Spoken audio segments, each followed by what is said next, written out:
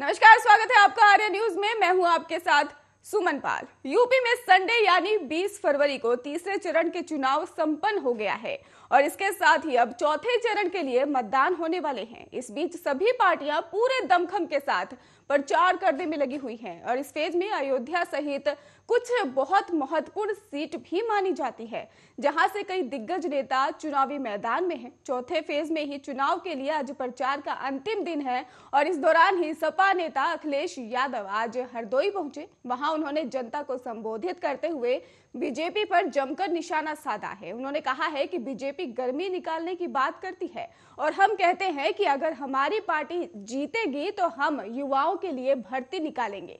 अखिलेश यादव ने कहा कि गर्मी निकालने वाले पहले चरण के बाद ही ठंडे पड़ गए और हरदोई आते आते ये जो गर्मी निकल रही है शून्य हो जाएगी। उन्होंने कहा कि जिन बीजेपी नेताओं के भाषा बदले हैं, जनता ने इनकी खटिया खड़ी कर दी है। अखिलेश ने योगी सरकार पर हमला बोलते हुए साफ तौर पर कहा कि बाबा प्रदेश में विकास के नाम पर नाम बदलने का काम करते थे, लेकिन अब उनका ही एक नया नाम सामने आया है, बुलडोजर बाबा।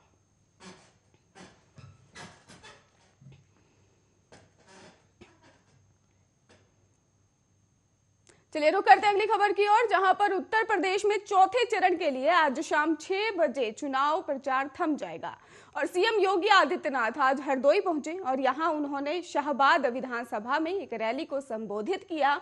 अखिलेश यादव और समाजवादी पार्टी पर बरसते हुए योगी ने कहा कि सपा को समर्थन मतलब आतंकवाद और माफिया को समर्थन देने जैसा है। उन्होंने ये भी कहा कि सपा मुखिया को जनता से नाक रगड़कर माफी मांगनी चाहिए और साल 2012 से 2017 उत्तर प्रदेश में ही अखिलेश यादव की सरकार थी। सपा की सरकार पर निशाना साधते हुए सीएम योगी ने साफ तौर पर कह दिया कि पहले बिजली की भी जाती थी और मजहब होती थी और ईद और मुहर्रम होता था, तो बिजली आएगी और होली दिवाली पर नहीं आएगी। और आज ऐसा भेदभाव नहीं है। आज चाहे होली दिवाली हो या ईद मुहर्रम हो या क्रिसमस हो, शिवरात्रि, सबको बिजली देने का कार्य डबल इंजन की सरकार ने किया है।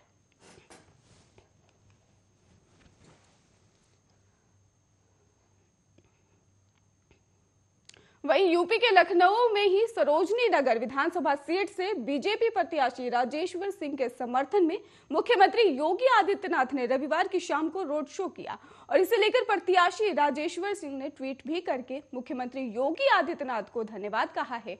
आपको बताते चले कि राजेश्वर सिंह ट्वीट करते हुए उन्होंने साफ तौर पर लिखा है कि माननीय मुख्यमंत्री श्री योगी आदित्यनाथ जी को सरोजनी नगर के विशाल रोड शो में ही पधारने के लिए आत्मीय धन्यवाद। आपका आशीर्वचन, मार्गदर्शन और सरोजनी नगर की जनता का अपार समर्थन भावुक कर देने वाला है। आशीर्वाद रूपी शुभकामनाओं के लिए कोटि कोटि आभार। गौरतलब है कि रोड शो के दौरान ही सीएम योगी आदित्यनाथ ने कहा कि यहां चुनाव 80 बनाम 20 का बन चुका है और उन्होंने ये भी कहा कि ये जोश और जुनून जो है ये जनता का हुजूम बता रहा है और इस बार उत्तर प्रदेश में फिर से कमल खिलने जा रहा है। ये रोड शो शाम 5 बजे ही तेलीबाग में मौजूद हनुमान मंदिर से शुरू होकर तेलीबाग में ही मौजूद शनिदेव मंदिर पर खत्म हुआ और इससे पहले उन्नाव के पुरवा में जनसभा को संबोधित करने पहुंचे प्रधानमंत्री नरेंद्र मोदी को लेकर भी राजेश्वर सिंह ने ट्वीट किए।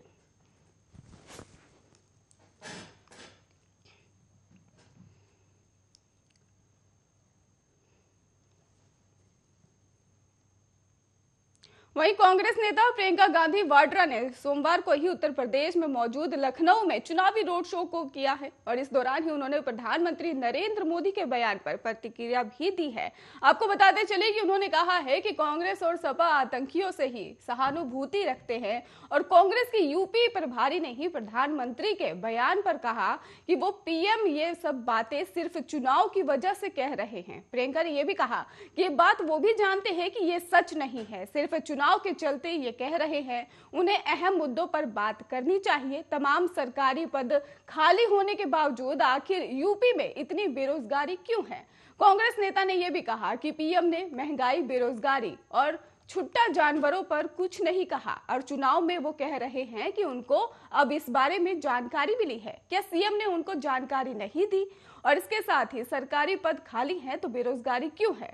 छत्तीसगढ़ में छुट्टा जानवरों की समस्या सुलझी है और इससे पहले ही उत्तर प्रदेश में चल रहे विधानसभा चुनाव के लिए कांग्रेस महासचिव ने लखनऊ के ही चिनहट इलाके में ही प्रचार किया। आपको बताते चले कि यहां विधानसभा चुनाव के चौथे चरण का 23 फरवरी को मतदान होगा।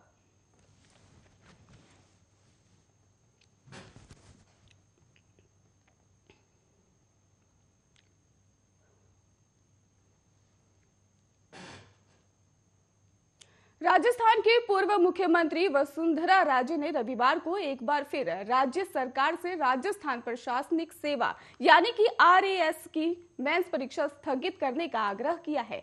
इसके साथ ही उन्होंने कहा है कि पाठ्यक्रम बदल दिया गया है और उम्मीदवारों को अध्ययन के लिए कुछ और समय मिलना जरूरी है। राजे ने कहा है कि एक बयान में उन्होंने साफ तौर पर कहा कि युवा RAS मुख्य परीक्षा स्थगित करने की मांग को लेकर राज्य भर में विरोध प्रदर्शन कर रहे हैं और उनकी मांग जायज है। पाठ्यक्रम में बदलाव के कारण उम्मीदवारों को अध्ययन के लिए कुछ और समय मिलना जरूरी है।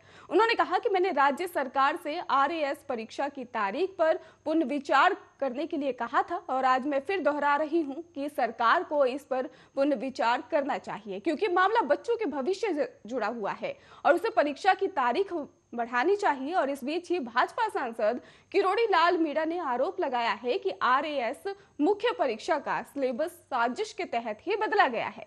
उन्होंने कहा कि यह रीट पेपर लीक मामले से भी बड़ा घोटाला साबित होगा।